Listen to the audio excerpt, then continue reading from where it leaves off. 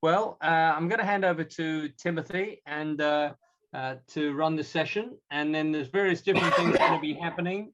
And so over to you, Timothy. Thank you very much. Thank you, Norman. Thank you. Great to see you all. I think the representation is great. I think we have people represented from Europe, Africa, and North America at least. That is awesome. We're just missing the Asia. Ah, there's Asia also. Yes.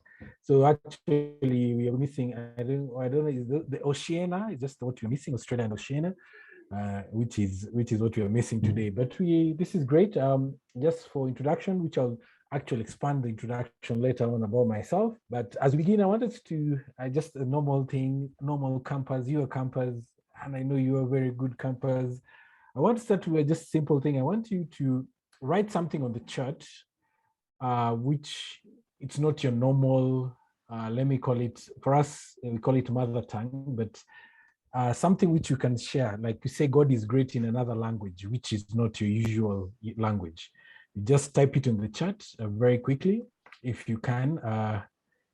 The key thing is, God is great. God is great in a language which is not your usual language. Please don't Google, just take it up from your top of the head and just type it very quickly on the chat. God is great.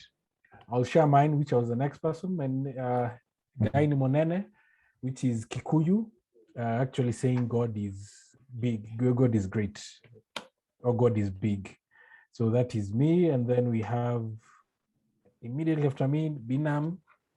Can share it so that we can hear it saying, so we can remember and tell us the language. Okay, it's Birom. Is sorry? Birom. Below. Oh, Birom. Oh, Birom. Okay. In Plateau State. This is the Birat. Dawi Sirat. Have I said it correctly? Dawi Sirat. Okay. Yeah. Thank you. We have Blessed Brian. That is Lulu here. Mwami na Mhongo, meaning God is great. I'm not that fluent, but yeah, that is Lulu here from the western part of Kenya. Okay. Sukan, you next. Yeah, I wrote Ishore Mongol Moy. Okay. God is great. Yeah, God is good and God is great. That is the language called Bengali. Okay. Great. Thank you so much. Dennis, you next. It's Mukama Katonda Murunji. So that's Uganda here in Uganda. The language is Luganda. Mukama Katonda Murunji. What does it mean? God is great. Oh, God is great. Mukama Katonda Mulunji. Okay. Norman, you're next. Yeah, this is French. Dieu est grand. Jesus, God is great. God is great. Okay. All right, and I can see David has already added in Catalan. Catalina language is, I can't spell that, but I think he will actually share it for us, which is there. So that's just to start us off, just to be able to hear guys from different places, just to hear the languages that you know and be able to start. So actually, as we start the session for today, I will just directly jump. We're going to start today differently. We're going to actually do a poll, have a breakout room, and then I'll take you through what I have to share today. So I'll actually now hand it over to Vicky, who will take it up in the next session, which is actually doing a poll very quickly and take us into some breakout rooms so that we can start to engage in line of today's session. Vicky. Okay, so I'm just launching the poll. So you should have that up on your screens. If you can just put a thumbs up if you can see that, hopefully. Yeah, excellent. So you need to just answer the question. So the question is, what transition was very evident or aware to you when growing up? There are 5 different options. You can answer more than one. So if it was all of them, physical, social, mental, emotional, or spiritual. So if you just want to click on all of those that you were aware of as you were growing up, and then just submit that. And I'll just give you a minute to do that, and then we can see the results of that. Excellent. Okay, so I've got a response from everyone. So I will share the results. Do you want me to share the results, Timothy? Yes, you can. Yeah. So these results. So 75% for physical, 38% social, 63% of you mental, 50% emotional, and 63% spiritual. So that's kind of the transitions that you're aware of growing up. Okay, so there are 3 questions. The questions are, what key memory of transition do you have that you can't forget? What key memory of transition do you have that you can't forget to date? What was the impact, positive or negative? And did you have any help to understand the transition? Did you want to add any more to that, Timothy? No, they're good. They're good. So if you want to discuss those things, maybe jot down those questions. I'm going to put you into breakout groups in a moment so you can discuss those in the group, and you'll just be in those groups for about 10 minutes. So if you can just discuss your own experiences of those things, that will be great. Awesome. We are all back. I hope you enjoyed yourselves into actually sharing how your experiences have been in terms of those 3 questions. I think I enjoyed my time also sharing, just getting to hear guys and those, which is reflective on what we were talking about earlier on in terms of what areas were you really big for you when you realized that you're transitioning. And I noticed the physical was big, was number 1 out of all the others, which I'm sure because of our bodies changing and all that. So karibu for those who have just joined in later on, karibuni sana. In actual, I'm saying Swahili for welcome, which is karibu. I make sure I make sure that I need to know it's global event, it's not Kenyan event. So yeah, so guys, welcome so much for those who have just joined. My name is Timothy Matheka. So I'll just dive in. I'll be sharing moments of my screen, and then thereafter having a time of just asking questions in line of what I've just shared so that we can flow together. So today's topic we're going to be talking about is youth transition. That is what we're going to be talking about. So I'm going to be sharing a screen. So today is about youth transition, and that's what we're going to be talking about. Just to take you through who I am, where I work from, and then who I am, and then take you to the topic of today, which is Tanari Trust is it's a non-profit organization created by 5 churches for the objective for young people, actually for empowerment for young people. And actually, we turned 20 years. Exactly how many days ago? 6 days ago, we turned 20 years. So somebody was telling me I'm no longer supposed to call myself a teenager. I'm a young adult now. So we are growing older. So we are moving. So we are going through also our transition. So we're actually getting into that. Our vision is actually, quickly just to take it through, our vision is empowered youth and transforming the community. That is our vision as an organization. Our mission is actually to empower youth to become God-fearing community transformers through creative programming. Our core values is Christ-centeredness, community focus, responsiveness, learning, and multiplying, which is the discipleship, multiplication effect. Fifthly is actually our methodology. We use the David's called methodology of experiential learning. That is our core in actually how we deliver in terms of our programming. Those are the 4 major areas which I'll be talking about exactly when we'll be talking about kids transitions and how are we doing it with our young people in terms of our programming. Then our major programs which we have 5 areas of our programming. One is the rites of passage experiences program, which will be the key thing which I'll be sharing on today about youth transition. Creating positive relationships, which is an abstinence-based program, which we are an associate member of an organization called CPR Inc. in Indiana, who we run the program here in Kenya. And then there's life skills, we have a program called LEAD, and then there's camping, which is key also as we're talking about this today, and then there's team building, and then which is on consultancy. So today, this is just a simple pictorial of how our programs look like. This is ROPES, and we say it takes a village to raise a child. That is on the ROPES program. On the CPR, we talk about sexuality, which is we say that our sexuality is a special gift from God, worth respecting and protecting.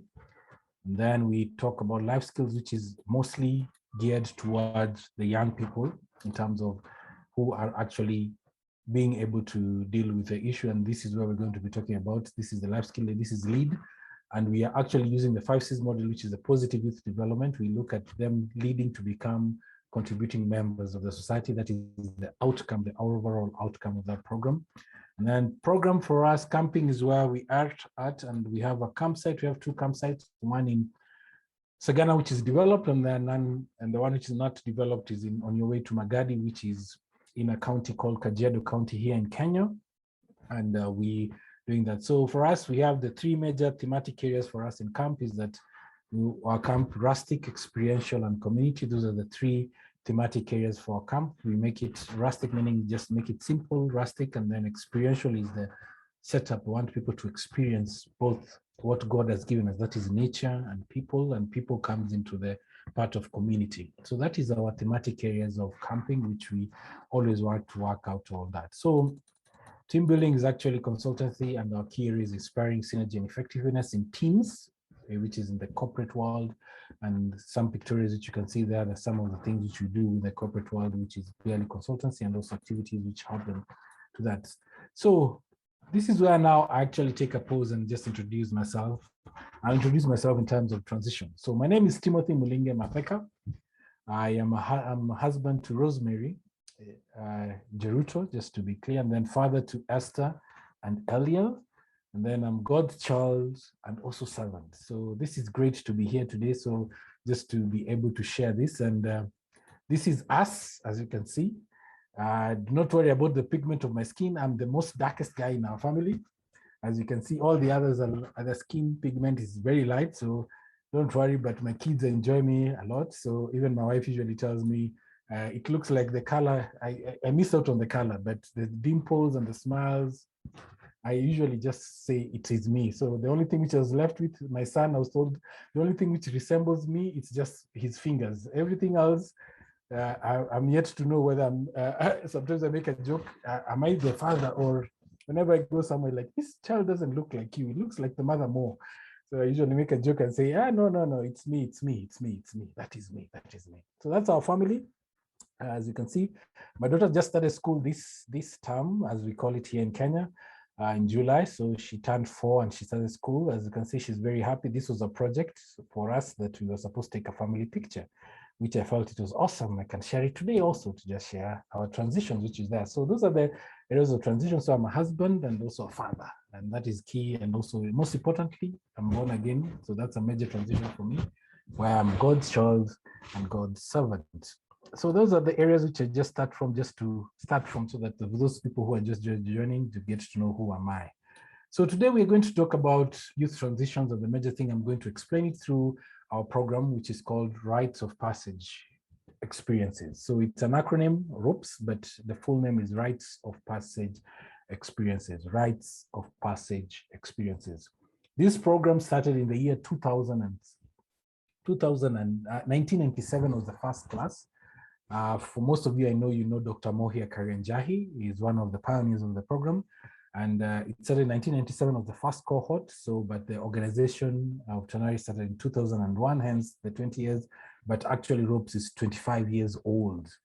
So actually, that's what we say, 20 years Tanari, 25 years old for ROPS. So this is a program which we work with, and this is where I'm going to be sharing more about what we're talking about youth transitions.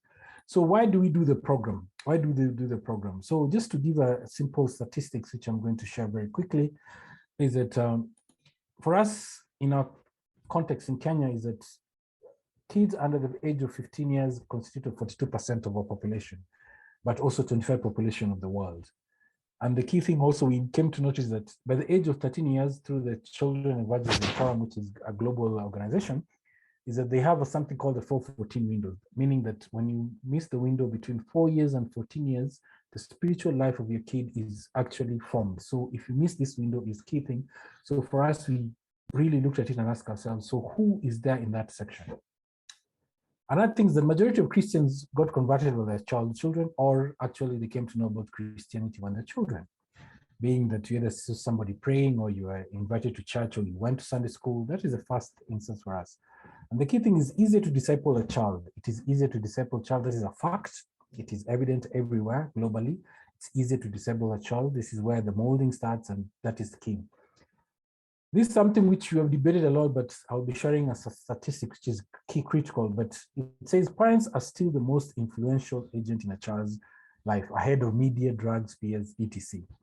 Whenever I share this, I think the key thing is usually like the question is why? Is it true or not true? But it is true. And I will quickly just share with you something very quickly, as just to show you what I'm sharing for you, is something which this is something which it's something called Global Youth Culture Report, a global report which was done. And I just started by sharing this screen, and you want to see, and the key thing says that over 52% of teens globally say they never read religious scripture on their own. Then it says teens who don't go to church report they are open to attending if invited, and say the Christians they know are kind and caring. They are kind and caring. And then it says over 52, that is over half of teens believe all religions teach equal valid truths. Christians are just as likely as non-believers to say this. In other words, this is something which I'm just sharing on that. But also they say Muslim young people are the most disciplined of any religion when it comes to religious service, attendance, scripture, engagement, and prayer. This is something which is there, but I want us to jump quickly to page 42 of the document, which is where I'm going to sensitize you guys on. Is something which I want to share with you here is that the influences and guiding voices, what they came to notice is this. When it comes to meaning of life in the life of a teen, they say the most influential area of it's through family members. Family members pick the highest influence about meaning of life. 41%, and then social media comes as second as 20%, friends and peers, 19%, teachers and counselors, where we are all at, 7%, then offline media, 7%, and then religious leaders and text, 7%. When I looked at these statistics and report, I was like, oh my God, 7%, 7%. And the key thing I was asking myself about 7% is that we all do camps and these kids come through our hands, but actually it means that the families are the biggest influences in their lives. The families are the biggest influences in their life, which actually reiterate that even in our areas of transition, even as we start to engage about youth transition, a fact is that parents or family are still the most influential part of their lives. So that is where I'm going to start with, is that youth transition starts within the family. They say charity begins at home. So actually we believe that, and we say that actually the first place of impact, even for a child during the transitions of their life, is through family. That is where we need to start from, that youth transitions are highly affected first in the family circle. So the family unit is very, very key in the terms of youth transitions. And that is where I'm starting my sharing of my presentation, is that we need to know that youth transitions start first in the family, because as I've just shared you from that global report, is that first people who actually influence them most are family members. So that is key for us to know that. That is key for us to know that even as we continue. So how do we do this program? How does the program run? So for us, we look at it from this perspective, and this is how we talk about it. And we say, rites of passage are rituals that facilitate transitions from one stage of life to another within a community. Rites of passage are rituals that facilitate transitions from one stage of life to another within a community. I'll just jump directly to something which most of you maybe have read. The book of Judges chapter 2, verse 8 to 15. If you're to open the scripture, it talks about that when Joshua died and his generation, it says the generation which come after it, they never knew anything about the Lord. They never knew anything about the Lord. And if you look at what I was sharing earlier, is that when we look at the most influential area for the teens and the young people who are the youth, family members become key. So there's something which this verse brings out, is that what happened? What happened? What happened that after Joshua and his generation died, why did it come up the next generation which never knew about the Lord? Never knew about the Lord. So the key thing is that I just picked this scripture, is that the key thing we need to know that is that influences of any area of stages of life of our children or our young people is through the community, and the community comes as simple as first from the family unit, which is the first perspective of any youth transition. That is where we come from. So when you talk about that, is to look at what does it mean for us and how do we look at it in terms of youth transitions. For us, we believe in something called, and most of you have already heard about it, is positive youth development, which is a theorem talking about looking at the children, looking at the young people, and these are the shifts which are there.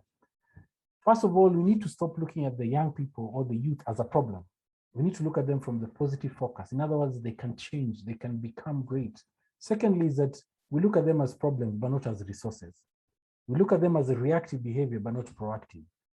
We look at them as they're always a fix. You know, every time we talk about youth, it's about fixing them. Youth are going through this, let's fix them. It's not about that. It's actually getting to a point of looking at them from a point of holistically, how can we assist them? They look at this from the point of programs. We always talk about young people in point of programs. What do we have to, what program is there to sort our youth? But actually it's about relationships. How are we building relationships? Very key even in terms of it. Competition against cooperation, despair against hope. Our young people are going through a lot. Our young people are going through a lot. And we need to realize that even these stages, we talk about transitions of their life, and I'm going to use the analogy of the whole person circle, is that we have the physical, the emotional, the social, the mental, but most importantly, the spiritual. And every area of this area of our young people, we need to have them to look at these shifts. We need to look at them from the point of hope, cooperation, relationship, is that it's everyone's job to be part of this. It's all youth, it's proactive, it's them as a resource, but also positive in their lives. We need to be able to look at this, and this is where I'm going to start to share today, is that even as we looked at first, who are the most influential stage of our young people? Secondly, what are the areas we need to change on? And this is what we're going to look at. So when we talk about youth transitions for us, we look at it from this perspective. These are the outcomes that we want them to have. One is to have good character, good competence, good compassion and care, good confidence, and connections, which is relationships. All these five will lead to the sixth one, which we talk about contributing. They'll be contributing members of the society, contributing members of the society. So when we look at what influences our young people, mostly the highest one, then we look at what does it mean for us to change our model of looking at the young people. It comes to the point of these are the outcomes that we want our kids to have. So how does this look like? For us, we're here, represents CAMP, represents organization which deal with the young people, is that for us, we believe this, and this is what we believe. We believe that the church is the village. The church is the village. Why do we see this? As you can remember when I was sharing earlier, we say that it takes a village to raise a child. That is something which is said in our African continent. It takes a village to raise a child. All times, every child was the community. A child was regarded as for the community. So whenever you do something wrong, you'll be helped by somebody else in the community. It's not really your parents. But even look at it globally now, we need to look at where is the new village that we need to bring in. And for us, we believe the church is the village. And why do we believe that? Those are the three characteristics why we say the church is the village. One is that the church has its foundation is non-changing. As you know from the scriptures, is that it says the world shall pass away, but the word shall stand. Church transcends barriers. The church is the only place, as I was sharing the report to you guys, you notice that the global young people, that report was saying that they say that the friends that they have in church are kind and caring. We surpass all barriers. In other words, we have a space that the church being able to impact our young people is that it transcends barriers. Even if, regardless of they're Christian or not, the characteristics of us means that we are able to reach out to anybody and to bring them nearer to us. Thirdly is that the eternal values, John 3:16, for God so loved the world that he gave his only begotten son, that whosoever believes in him shall not perish, but have everlasting life. I can also share from Pastor Bill Hebels from Willow Creek Church says that the church is the hope of the world. The church is the hope of the world. So what are those consequences if we do not help our young people in their transitions? One is extended adolescence. What do I mean? We'll see young people behaving not their age. They're old by their number, but actually they're behaving like kids. So how are we helping them? How are we helping them? So that is one of the consequences. We have extended adolescence. Secondly, is that we have default communities. What do you mean by default communities? Young people are being brought up to a status where they're saying, this is how it is. There's nothing need to change. This is how it is. This is how we're going to live. We don't need to do anything new. This is how my father did it, my mom did it. So this is default communities. And lastly, is what we're going to be talking about is searching for identity in the wrong places. We'll have young people actually doing things in the wrong places. So these are some of the consequences if we don't help our young people in transition. That we'll have extended adolescence, we'll have default communities, and they'll be going to search for identity in the wrong places. So what do we do for us? And this is something which we'll be sharing and be engaging with you. This is what we're looking at. There are three major areas in a transition, as we call it, the rites of passage. One is separation, two is transition, three is integration. And this is how it looks like. On the part of separation, is that this is where the crisis of change happens. And this is where we're talking about things are happening and the young people, like e.g. if I use the youth, is that this is the stage where things are happening. When we started with the poll, you notice physical became the most evident. Body changes are happening. And you need to look at, for the boys, your voice started breaking. You're actually seeing things growing, hair growing places which you're not used to as a young man. The girls, the same thing, things are happening. Your hips are widening, breasts are coming out, and you're wondering what is happening. And this is what we're talking about, the separation part, the crisis of change, the need to change. The physical, we don't have control over because it's a natural thing which is happening over seasons. And as you grow older, things are happening. But there are certain areas, the emotional, the social, and the mental, things are happening for you. Crisis of change, that's why we call it the separation. This is where things are happening that you need to change. When these things happen is that you get to a stage where we call about the transition, the liminality stage. This is where we talk about whether you are going to progress or retrogress. Why we call it the transitional stage is because this is what we're going to talk about, the no man's land. This is where now actually the youth are supposed to be. Let me use an analogy of cooking. This is where we cook them to become a good food. What does it mean? If we are not able to help them during this stage, they might go back to the old status. Actually, go back to what we're talking about, extended adolescence. They won't change. Default communities, nothing will be happening. But what we want to look at is to help them to move to the next stage, which is a new status. And this is we call reintegration. Why do we call it reintegration? Reintegration is a symbolic aspect of coming to a new state or bringing yourself in a new state in the community. And that is what we're talking about transitions, that we need to see, as I mentioned earlier on, definition of rites of passage is the change from one stage of life to another within a community. A simple example, which is already on the screen, you see it's about marriage. You're single and dating. The only thing which will change you from that state is when, for us young men, you're asked by the lady, what is next? For the ladies are clear, they're waiting for, what are you going to do? Why are you going to propose? And that is a stage which comes into first, and then there's an engagement. Preparation of wedding becomes your transitional stage because you can either end up single and start dating again, or they either can continue and become a married person. So this is a simple analogy of life, of what transition looks like. But when you're talking about these young people, we want to look at it from these three major areas. What are those separation areas that they need to stop? Letting go. What are those things they need to let go? And how are they being facilitated, which is the transitional stage, to a new state, which is reintegration? So, as we talk about youth transitions, is to ask ourselves, how are we helping the young generation?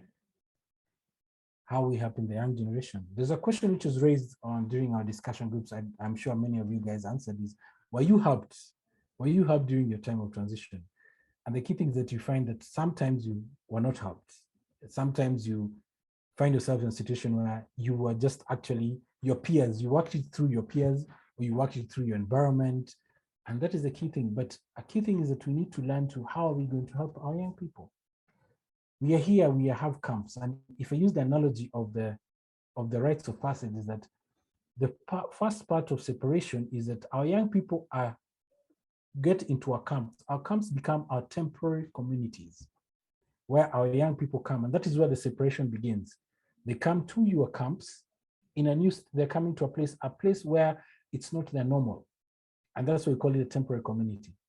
And the things which you do to them help them. And that's what we're calling about the transitional stage.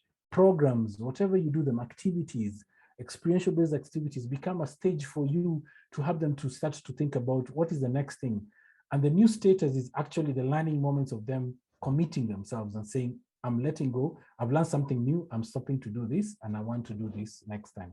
When I leave camp, and that's why when they leave in camp, the joy for you as even as camp directors, as owners of camp, and even teachers and mentors, the best thing that you always love to hear is that when you see a camper come back to your camp and saying, what you taught me last time, the experience which I had changed my life.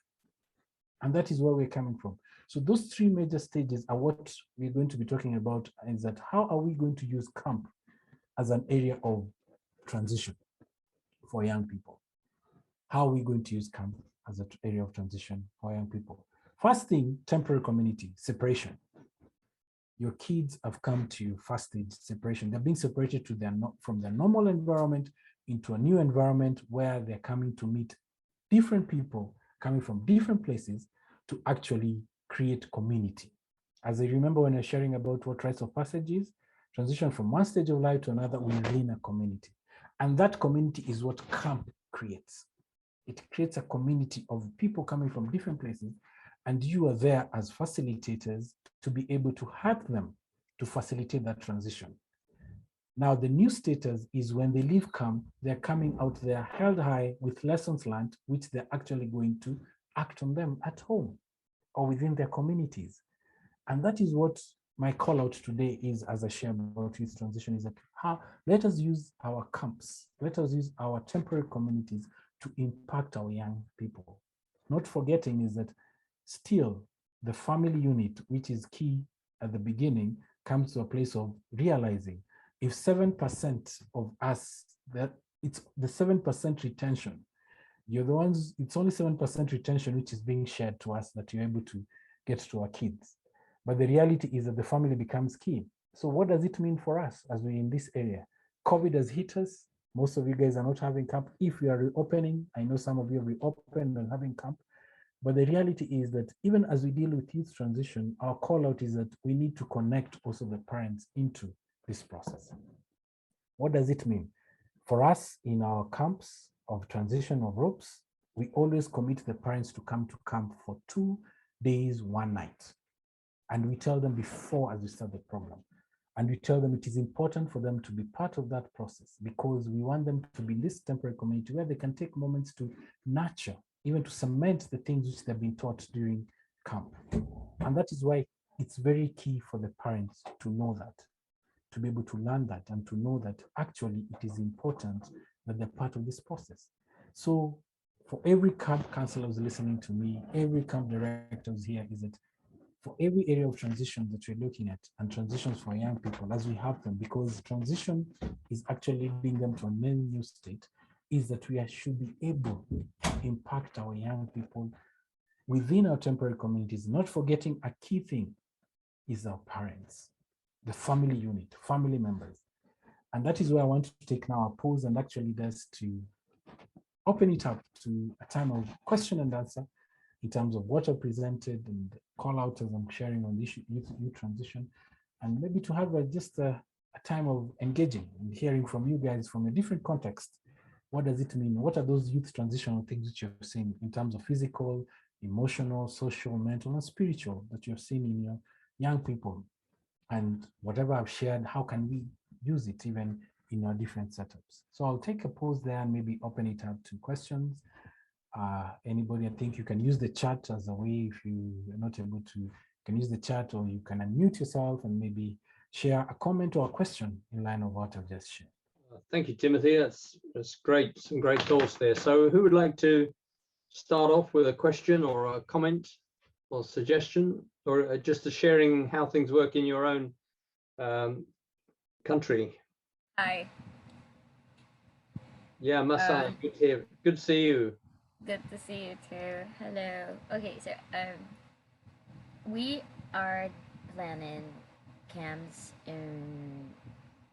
through Zoom. Like we're still in virtually, and I am the one in charge of kids.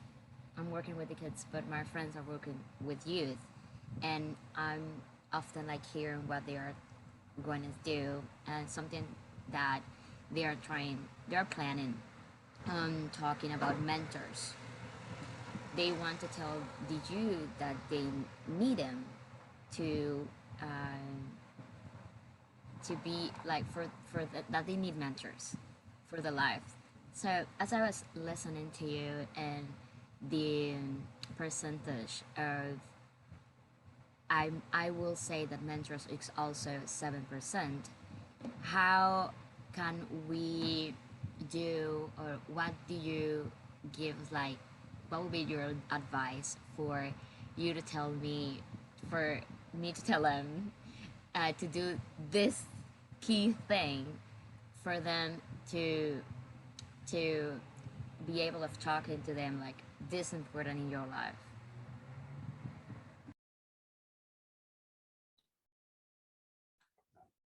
Thanks, Masai, for that question. I think like the key thing is that what I'm actually bringing out is that we need to realize that the first influential person in this child's life is the family and the members. So you're part of the 7%, which is an influence on their meaning of life, which is one of the areas which you're sharing earlier on. It means that your role is that if you're able to create opportunities within the program, that the parental involvement can be there, whether it's through a pre-meeting before camp or a post-meeting after camp, but it needs to be part of that process, because the key thing is that what we're talking about transition is that, and this is how we usually analogize for us in Kenya, is that after that, because the program which we do is 1 year, it's a 1 year curriculum. We usually say after the program has ended, the person who will be evident in the child's life after my 1 year, even after your camp, is the child, is the parent. There's nobody else who's going to be, and that's the person who needs to reinforce, to help you to reinforce what you taught them in the program. So the first thing which we need to do is to look for opportunities of how can you engage the parents to see their importance in whatever we're going to teach the kids. Even you, we want you thereafter to help us to reinforce this so that it can be a progressive model of, and why we're sharing about the positive youth development is that we need to get from, because they usually say there's a deficit model. The deficit model looks at the young person as a problem. So actually they bring to you to fix the problem. So they bring the kids to you, fix them, then I expect them to be good afterwards.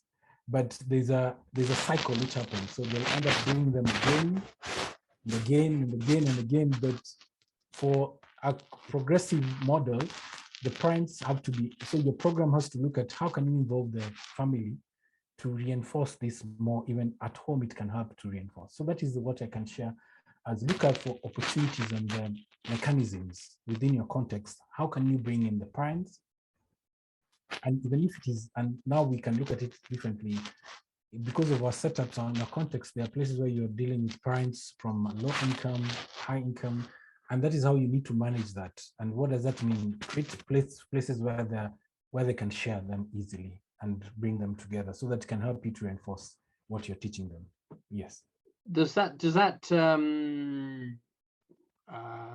suggest that the parents and the camp and the children, in fact, all have the same values? Because it's quite possible that the parents might have different values to what you're trying to share in the camp or in the church, because their parents are not believers. So there's a bit of a tension there about what the leaders are saying in the church or in the camp compared to the values perhaps or beliefs that the parents are talking about at home. Very true, Norman. And that is why for us, the analogy which we take for the kids, especially when we teach them about this transitional program, we take the kid at the center and we draw a triangle where we say the kid is at the center, there's the parent, there's the community, and there's God. In other words, we look at the child being in the center so that this three aspects needs to be there to facilitate the transit, to help the children facilitate. And being that it's a triangle means that the kid being in the center means that all these have to be there. Now, the reality of the ground, which you brought a good scenario, is that if the parents don't have the same values, the same thing, what you're teaching them at camp is not being implemented at home, or there's no room even for what you're teaching them to be practiced at home, it means that what needs to come out is that we cannot lose that hope of actually imparting them with the right values. The key thing is that if the parents can be enjoying, and that's where I'm looking at mechanism and models. Like for us, the parents who don't go to church, the testimonies of what we have seen as growth is that the parents start coming to church. We have parents who actually are not coming to church, and because of the program, they have to come. And we talk about, and what we've been doing, we call them we teach them parenting skills of how to deal with teenagers. What you're doing, actually, you're helping them to how to help their teenagers. And that parenting principles which we're teaching them, it's helping them to help in the parenting of the teenagers, so that it can help to reinform what you're teaching them, whether it's in camp or in your sessions, so that it can help them even this stage of their transition. It's helping them for the next stage of life for their teenagers. So that is how we have been trying to manage that aspect of the different values, whether it's the parent or the church, and to see how can that work out so that it can help this transition. Because the key thing is that we want to impart the right values to in turn have a good society at the end of it all. Anyone else got a point to share or question for Timothy? Timothy, can you hear me? Yes, I can hear you, Ralph. Okay, Timothy, I want to ask this question. Can you please give me the rite of passage is a brilliant idea. It's a really brilliant idea, but I want you to just give me how the process go. Like, do you involve the parents in the ceremony during the rite of passage, or you guys do it alone without the parents? And how do you do it? Like, I want a step-by-step process. Okay. So, thank you. So to answer you, Raf, we start at the beginning of the year where we have three major areas as we start the program. One is the church involvement. That's why we believe the church is the village. So we actually approach the church, and what we do with the church, we actually present them about the program. And after they do that, when they notice the value of the program, they send somebody from the church to come and be trained of the program, who actually are the ones who start to implement the program. That is the two major. So there's the church, and then there's the church worker. And then thirdly, the person who comes next immediately after that is the parent.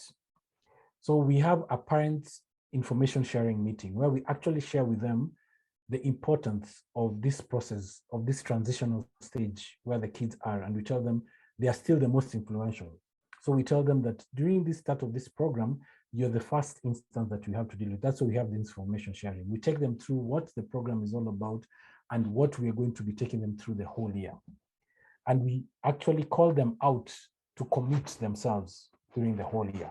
So there are certain values which you tell them, you commit yourself to be present, you commit yourself to be available, you commit yourself to be available for camp at the end of the camp time of camp.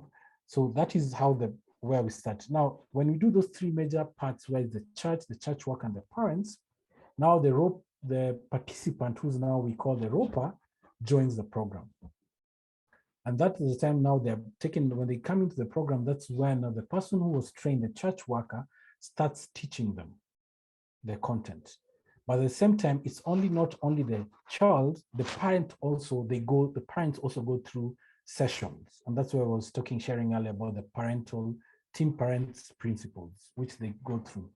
The whole idea is, as they're learning this, they're helping to reinforce what the kids are going through in their sessions. This will end up, all that will take the whole, let me say, if I give a nutshell, 40 weeks. And then thereafter, they will do camp. In between their sessions, which they have done, experiential sessions, where we call them parent-child sessions, where either they can do a picnic, they can do team building activities together, which they do it in between during that time as they're going the two sessions, both the parents and the child. But at the end of it, the camp becomes the culmination of the program.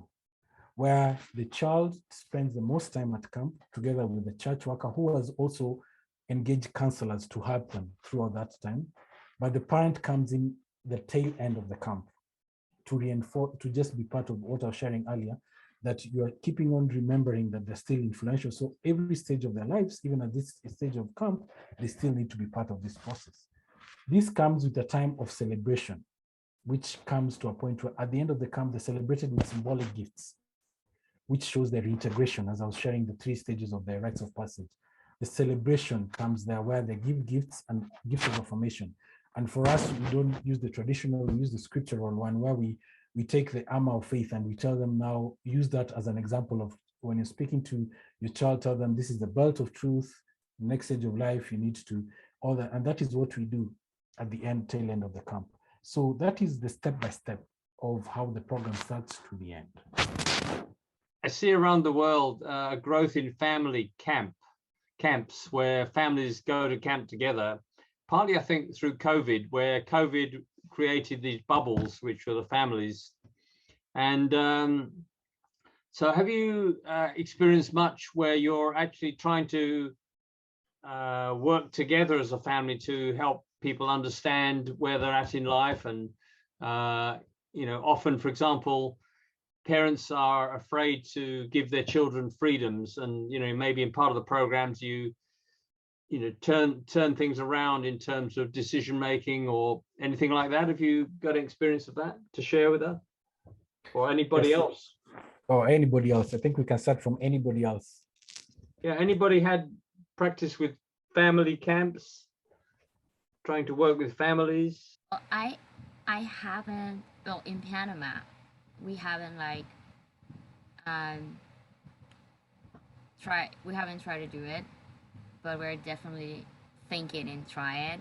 But I've been to Cannabis Conference Center in Oregon, and they work with families, and in their conferences it's like going to school. So the kids go to a class in the morning, in the afternoon, while their parents are in conferences.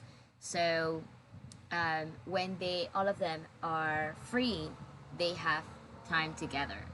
So I really like it. I really like to see that they make some activities for their parents to hang out with the kids, and they love to share together. They do a worship time for parents with kids, and they do a carnival for all the family to be together, and they have their part apart. So they're trying to build each person as their own, but also together. So that's something that I really like, and yeah, I'm still thinking that we should do something like that in Panama.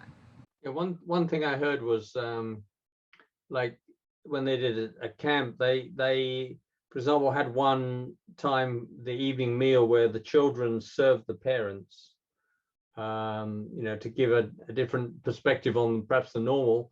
And also in terms of some of the team building, they kind of blindfolded the parents or put a mask on them so they couldn't speak. So the children were making the choices, and these kind of ideas of reversing the normal roles. So interesting.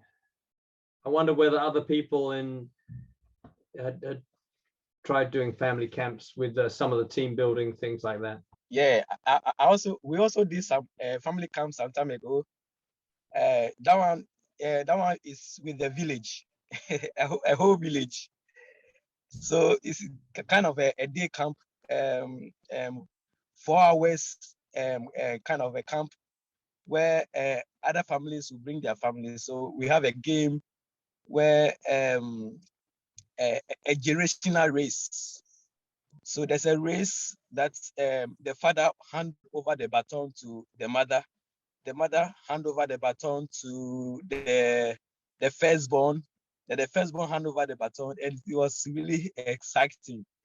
And I think family camp will be very exciting. But after that, we, in Ghana, to have a camp where you can host people in a community, like in a setting where you have to they have to sleep, and it's a whole lot of things to do. So we just do a day camp that is some hours, few hours.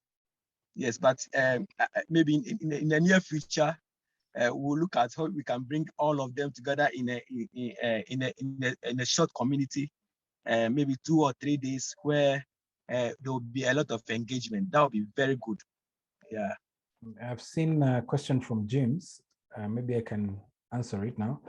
He's asking, he works with street kids and they don't have parents and family connection. What should you do in that group?